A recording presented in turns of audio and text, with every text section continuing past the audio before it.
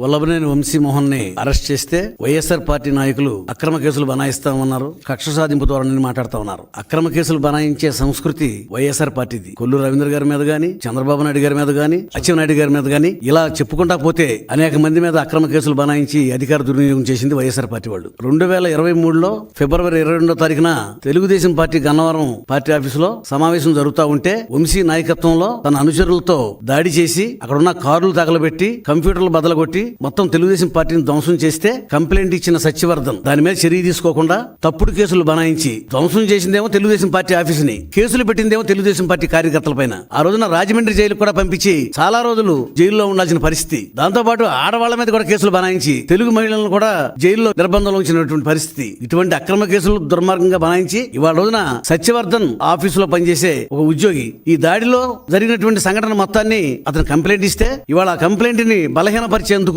అతను షెడ్యూల్ కులానికి చెందినటువంటి వ్యక్తి అతన్ని కిడ్నాప్ చేసి అతన్ని హింసించి ఆ కుటుంబ సభ్యులను బెదిరించి ఇవాళ రోజున సాక్ష్యం తారుమారు చేసేందుకు ప్రయత్నం చేస్తా ఉంటే ఇవాళ సత్యవర్ధన్ కుటుంబ సభ్యులు కంప్లైంట్ ఇచ్చారు. మేము దళితులు, మా మీద అక్రమంగా దాడులు చేస్తా ఉన్నారు, బెదిరిస్తా ఉన్నారు, మమ్మల్ని కాపాడండి అని చెప్పి వాళ్ళు పోలీస్ స్టేషన్ కంప్లైంట్ ఇస్తే ఆ కంప్లైంట్ మీద ఎస్సీ ఎస్టీ అట్రాసిటీ మీద ఇవాళ వంశీమోహన్ అరెస్ట్ చేస్తే అక్రమ కేసు అంటా ఉన్నారు. మీరు బెదిరించింది యథార్థం కదా? ఇవాళ సత్యవర్ధన్ గానీ వాళ్ళ కుటుంబ సభ్యులు గానీ బెదిరించబట్టే తప్పుడు సాక్ష్యానికి అతను సిద్ధపడ్డాడు. ఇవాళ కేసులను తారుమారు చేయాలని చెప్పి ప్రయత్నం చేసేది మీరు. దళితులను బెదిరించి వాళ్ళని భయపెట్టి లొంగ తీసుకుని కేసులను తారుమారు చేయాలని ప్రయత్నం చేస్తున్నాం. ఇవాళ రోజున కుటుంబ సభ్యులు ఇచ్చిన కంప్లైంట్ మేరకు ఇవాళ ఒక ఫిర్యాదు ఐపీసీ సెక్షన్ ప్రకారం 506 అంటే సాక్షిని బెదిరించడం అది తీవ్రమైన నేరం. సాక్ష్యాన్ని ఎవరు కూడా బెదిరించకూడదు. వాడికి ఒక స్వేచ్ఛను ఇవ్వాలి. వాడి ఇష్టం వచ్చినట్టుగా కోర్టులోకి వచ్చి సాక్ష్యం చెప్పే అవకాశం ఇవ్వాలి. వాడిని పట్టుకుని బెదిరించి వాడిని ప్రలోభ పెట్టి హింసించి ఇవాళ రోజున కిడ్నాప్ చేసి మరి వాళ్ళ కుటుంబ సభ్యులను బెదిరిస్తే వాళ్ళ కుటుంబ సభ్యులు కంప్లైంట్ ఇచ్చారు. అసలు అక్రమ కేసులు అంటే నేను మించిన అక్రమార్కుడు ఎవరైనా ఉన్నాడా? గన్నవరం నియోజకవర్గంలో శాసనసభ్యుడిగా